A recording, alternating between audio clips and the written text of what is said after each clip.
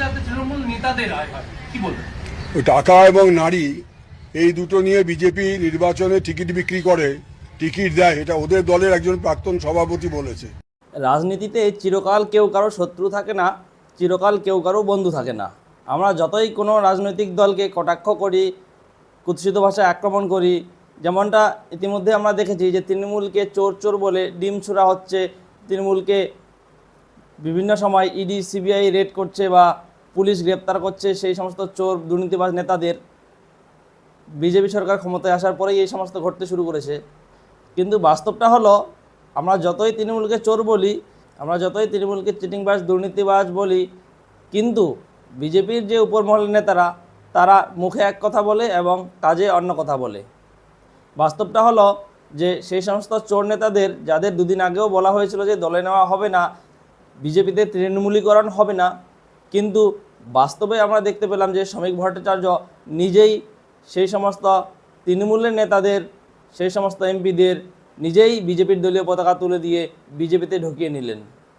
কুচকুচে সাদা আর ধবধবে কালো, তৃণমূলে নেই কোনো ভালো। তুমি যেটা করছো সেটা করো, তুমি সন্ধ্যেবেলায় গরু পাচার করো, কোনো অসুবিধা নেই বাবা প্রকাশ, তুমি সন্ধ্যেবেলা ওটা চালিয়ে যাও। তুমি বালি পাচার করো, তুমি চালিয়ে যাও। আর আপনারা কি করবেন? আপনার ডায়েরিতে হিসাব করুন, বেটা কত কামাচ্ছে। যত কামাবে তার 10 গুণ পেটে পাড়া দিয়ে বের করে জনগণের মধ্যে আমরা ডিস্ট্রিবিউট করে দেবো, জনগণকে দেবো। তৃণমূল তো বটে, ভারতীয় জনতা পার্টি মানেই তৃণমূল, ভারতীয় জনতা পার্টি মানেই তৃণমূল, ভারতীয় জনতা পার্টি মানেই তৃণমূল। ফলে এখন কি, যে সমস্ত আমরা ধরুন নিচু কর্মীদের কথা বলছি, তারা যদি বলে থাকে তৃণমূলের বিরুদ্ধে, আজকে যদি কিছু একটা বলছি, কালকে যে সে আমাদের নেতা হয়ে যাবে না, তার কি গ্যারান্টি আছে? ফলে আমাদেরও বোঝা উচিত যে নিচু তলায় আমরা যতই মারামারি করি, দলীয় কন্দল করি, একে অপরের বিরুদ্ধে ঘৃণা বিদ্বেষ বা কাদা ছোড়াছুড়ি করি না কেন, উপরতলায় তারা নিজেদের মধ্যে ঠিকই আছে। শুধু তারা মুখে একে অপরের বিরুদ্ধে কথা বলে, উপরতলার নেতাদের কথা বলছে, কিন্তু বাস্তবে তারা ঠিক সময়ে তাদের ঠিকই দলে টেনে নেয়, তাদের ঠিকই বুকে টেনে নেয়। এসব করার পরে তারা তাদের মতো করে নিজেদের ডিফেন্ড করবে যে এই কারণ ছিল, ওই কারণ ছিল, দরকার ছিল। যদিও বাস্তবে বিজেপির এটাই দরকার, কারণ বিজেপির নিজেদের তো সেই কর্মী নেই সেই লেভেলের। তৃণমূলী নেতাদের নিয়েই আগামীতে যে নির্বাচনগুলো আসতে চলেছে সেই নির্বাচনগুলো উতরাতে হবে তৃণমূলের নেতাকর্মীদের নিয়েই। কারণ আগামীতে রাজ্যে আসতে চলেছে পৌরসভা নির্বাচন, তারপরে হবে পঞ্চায়েত নির্বাচন। ফলে এই সমস্ত নির্বাচনগুলোতে যদি প্রত্যেকটা বুথ স্তরে, প্রত্যেকটা পঞ্চায়েত লেভেলে, পৌরসভা স্তরে, ওয়ার্ড স্তরে যদি তাদেরকে প্রার্থী দাঁড় করাতে হয়, তাহলে তো তৃণমূলের নেতাদেরই নিতে হবে, বিজেপির তৃণমূলীকরণ হবে, এটাই স্বাভাবিক। ফলে আমরা এখন থেকেই এই জিনিসটা মাথায় ভেবে রাখবো যে আজকে যেই তৃণমূল নেতাটাকে চোর বলছি, ডিম ছুটছি, কালকে যে সে আমাদের বস হবে না, কালকে যে সে আমাদের নেতা হবে না, কালকে যে তার কথা মতো আমাদের উঠতে বসতে হবে না, সেটা সেই বিষয়ে আমাদের সজাগ থাকতে হবে। আর আমাদের একটা জিনিস খুব ভালোভাবে জেনে নিতে হবে যে রাজনীতিতে কখনোই নীতি আদর্শ থাকে না। রাজনীতিতে শুধু রাজত্ব কীভাবে কায়েম করতে হবে, ক্ষমতা কীভাবে দখল করতে হবে, সেটাই থাকবে। সুতরাং এখানে নীতি আদর্শ নৈতিকতা বলে কোনো জায়গায় নেই। মানুষ যদি যতই বলুক যে রাজনীতি মানুষের সেবা করার জন্য, বাস্তবে এটা নয়। রাজনীতি হলো নিজেদের স্বার্থসিদ্ধি। রাজনৈতিক দলগুলো বা প্রত্যেকটা মানুষ বিভিন্ন রকমভাবে কোনো না কোনো রাজনৈতিক দলে ঢুকে তারা নিজেদের স্বার্থসিদ্ধি, নিজেদের ব্যবসা বৃদ্ধি, নিজেদের শ্রীবৃদ্ধি বা আয় রোজগারের পথ প্রশস্ত করে বা ক্ষমতা কায়েম করার চেষ্টা করে। এটাই রাজনীতি। রাজনীতি কখনোই মানুষের সেবা করতে পারে না। একটা সময় ছিল নীতি আদর্শ, সেই নীতি আদর্শ এখন আর নেই। মানুষের সেবার জন্য রাজনীতি করতে গিয়ে অনেকে অনেক রকমভাবে প্রাণপাত করেছেন, কিন্তু বর্তমান দিনে যদি এসে রাজনীতির আলোকপাত করি, তাহলে দেখতে পাবো যে রাজনীতি শুধুই ক্ষমতা দখলের জন্য, রাজনীতি শুধুই ক্ষমতা জাহির করার জন্য, রাজনীতি শুধুই ব্যক্তি স্বার্থ এবং দলীয় স্বার্থ এবং নিজেদের আয় বৃদ্ধি, শ্রীবৃদ্ধি এবং নিজেদের মুনাফা অর্জনের জন্য। ফলে আমরা এখন থেকেই যে রাজনীতির জন্য ভাইয়ে ভাইয়ে লড়াই, আমরা যে রাজনীতির জন্য প্রতিবেশীর সঙ্গে লড়াই এবং তৃণমূল, বিজেপি, সিপিএম ইত্যাদি মানে যেই দলকে সমর্থন করে বা যে আদর্শে বিশ্বাস করে, তাই জন্য তাদেরকে আক্রমণ করব, তাদেরকে কটু কথা বলবো, সেগুলো ছেড়ে দিই। কারণ উপরতলার কর্মীদের, উচ্চ স্তরের কর্মীদের দেখে আমাদের কিছু শেখা উচিত। কারণ তারা দেখবেন যতই একে অপরের বিরুদ্ধে কুৎসিত কথা বলুক, কটু কথা বলুক, ঠিক বিধানসভায় গিয়ে একে অপরের সঙ্গে হাত মেলাচ্ছে, গলা জড়াজড়ি করছে। ফলে তারা ঠিকই থাকে তাদের ক্ষেত্রে, আমরা শুধু নিজেরা মারামারি করে লড়াই করে সম্পর্ক নষ্ট করি।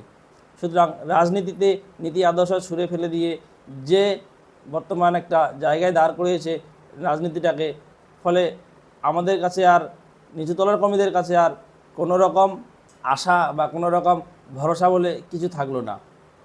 আজকে যাকে আমরা তৃণমূলের চোর বলছি, কালকেই তাকে আমরা যে বিজেপির নেতা বলে ডাকবো না, তার কোনো নিশ্চয়তা নেই। কারণটা হচ্ছে, আমরা কিছুদিন আগেও দেখেছি যে শ্রমিক ভট্টাচার্য, যে মানুষটাকে অত্যন্ত শ্রদ্ধা বা সম্মান করি, যে মানুষটাকে একমাত্র যুক্তিশীল বা যুক্তিবাদী মানুষ মনে হয় বিজেপির নেতাদের মধ্যে, সেই মানুষটাই বলেছিল যে না, তৃণমূল থেকে কাউকে দলে নেওয়া হবে না।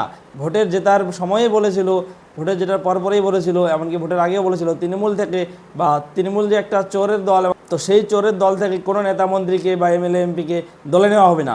অথচ ভোটে জেতার পর ধীরে ধীরে ভালো তৃণমূল খুঁজতে শুরু করলো এবং তারপরে দেখলাম যে বিরোধীদের মানে তৃণমূলের যারা বিক্ষুব্ধ আছে তাদেরকে অ্যাকচুয়ালি এই বিক্ষুব্ধটা বিজেপি নিজেরাই তৈরি করেছে বিভিন্ন রকমের পরিকল্পনার মাধ্যমে। রাজনৈতিক স্বার্থসিদ্ধির জন্য বিজেপি এই বিক্ষুব্ধ গোষ্ঠী তৈরি করেছে তৃণমূলের থেকে। সেই বিক্ষুব্ধ গোষ্ঠী যখন সাপোর্ট করবে এনডিএকে বা বিজেপিকে, তখনই তারা তাদেরকে ভালো তৃণমূল হিসেবে বর্ণনা করবে বলে এবং ধীরে ধীরে তাদেরকে বিজেপিতে জয়েন করাবে এবং বিরোধী হিসেবে তাদের স্বীকৃতি দেওয়া হবে। ফলে তৃণমূলে বিক্ষুব্ধ গোষ্ঠীও তৈরি হয়ে গেছে এবং বিজেপির পছন্দ মতো বিরোধীও পেয়ে গেছেন তারা। ফলে বর্তমানে রাজ্য বিজেপি এবং রাজ্য বিধানসভায় বিরোধী এবং শাসক উভয়ই বিজেপির অঙ্গুলি হেলনেই চলছে। ফলে বিরোধিতা করার জায়গা নেই বা বিরোধিতা করার কেউ নেই। এখন যদিও বিরোধী হিসেবে প্রধান ভূমিকা পালন করছে সিপিআইএম বা বামপন্থী দলগুলো, কিন্তু এক্ষেত্রে আমরা দেখতে পাচ্ছি যে সেই ভালো তৃণমূল খুঁজতে গিয়ে অবশেষে আমরা পুরোপুরি এমনকি সর্বসমক্ষে জনসমক্ষে দেখলাম তৃণমূলের বেশ কিছু নেতাকে রাজ্য বিজেপিতে জয়েন করাতে। শ্রমিক ভট্টাচার্য স্বয়ং দাঁড়িয়ে জয়েন করেছেন, যে শ্রমিক ভট্টাচার্য কিছুদিন আগেই বলেছিল যে কোনো তৃণমূলের নেতাকে তারা বিজেপিতে নেবে না, সেই শ্রমিক ভট্টাচার্য নিজেই এখন বিজেপিতে তৃণমূলের চোরগুলোকে ঢুকিয়ে নিচ্ছে। সে যাই হোক, আপনারা দেখুন কিছুদিন আগে শ্রমিক ভট্টাচার্য কী বলেছে এবং তার কথা এবং আজকের দিনে দাঁড়িয়ে সেই কথার বাস্তবতা কতটা দেখুন। কোথাও তৃণমূল যোগদান করবে না। তৃণমূলের জন্য দরজা বন্ধ। তৃণমূলের নেতাদের সাহায্য ছাড়া আমাদের মানুষ দুই তৃতীয়াংশ সংখ্যাগরিষ্ঠতায় দিয়েছে। তৃণমূলের বিরুদ্ধে মানুষ ভোট দিয়েছে।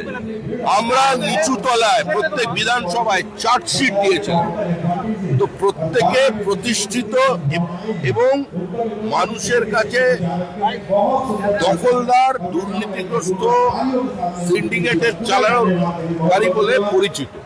এদের বিজেপি নেবে কেন?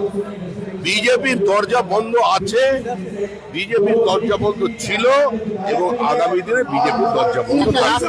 তাহলে আপনারা দেখতেই পেলেন বাস্তবটা কি, যে ভিডিও ক্লিপের মাধ্যমে দেখলেন যে একসময় শ্রমিক ভট্টাচার্য কী বলেছেন, কিন্তু বাস্তবে কি ঘটতে চলেছে বা বাস্তবটা কি। ফলে বিজেপি কর্মীদের বিশ্বাস ও ভরসা যে আর থাকলো না, সে বিষয়ে আর কোনো সন্দেহ নেই। আপনারা দেখবেন যে নিচুতলার কর্মীরা বা সাধারণ মানুষ যারা বিজেপিকে ভরসা করছে বা সাধারণ মানুষ যারা, তাদের উপর অত্যাচার আসবে, ছোট নেতাকর্মী নিচুতলার নেতাকর্মীদের উপর অত্যাচার আসবে। কিন্তু বড় বড় রাঘব বোয়ালরা যে দলেরই হোক, যেই চুরি করুক, মমতা ব্যানার্জি থেকে শুরু করে যদি অভিষেক ব্যানার্জির কথা বলি বা আরও বড় বড় নেতাদের বা এমএলএ এমপিদের কথা বলি, দেখবেন সে বিজেপি হোক যেই দলেরই হোক না কেন, তাদের কিচ্ছুটা হবে না। এখনও পর্যন্ত ভাইপোর কিছু হয়েছে, অভিষেক ব্যানার্জির কিছু হয়েছে, এখনও পর্যন্ত কুণাল ঘোষ বা অন্যান্য নেতাদের কিছু হয়েছে? কিচ্ছু হয়নি। তাদের টিকিও ছুঁতে পারেনি। মমতা ব্যানার্জির কিছু হয়েছে? কিছু করতে পারেনি। যাদের ক্ষমতা নেই তাদেরকে এরা জেলে ভরবে। ফলে আপনি রাজনীতি করব, কিন্তু সেটা চোখ কান খোলা রেখে করব, ঠিক ভুল বিচার বিবেচনা করে করব, ন্যায় অন্যায় বিচার বিবেচনা করে করব। কারণ রাজনীতিতে সব কিছুই সম্ভব। আমরা আজকে দাঁড়িয়ে যেটা কল্পনাও করতে পারি না, আগামীকাল যে সেটাই ঘটবে না, সেটার কোনো নিশ্চয়তা নেই। সে যাই হোক, এটাই রাজনীতি, এভাবেই চলতে থাকবে, এভাবেই সাধারণ মানুষকে বোকা বানাতে হবে, এভাবেই বিজেপির তৃণমূলকরণ হবে। যেহেতু তৃণমূল বিজেপি বলে আলাদা কিছু নেই, একটাই এখন হতে চলেছে ধীরে ধীরে। কারণটা হচ্ছে ভারতীয় জনতা পার্টি মানেই তৃণমূল কংগ্রেস, তৃণমূল কংগ্রেস মানেই ভারতীয় জনতা পার্টি। যাই হোক, আজকের আলোচনা প্রসঙ্গে আপনাদের গুরুত্বপূর্ণ মতামত অবশ্যই কমেন্ট বক্সে জানান এবং আমাদের চ্যানেল দি ন্যারেটিভ অ্যানালিস্টের পাশে থাকুন, সাথে থাকুন। ধন্যবাদ।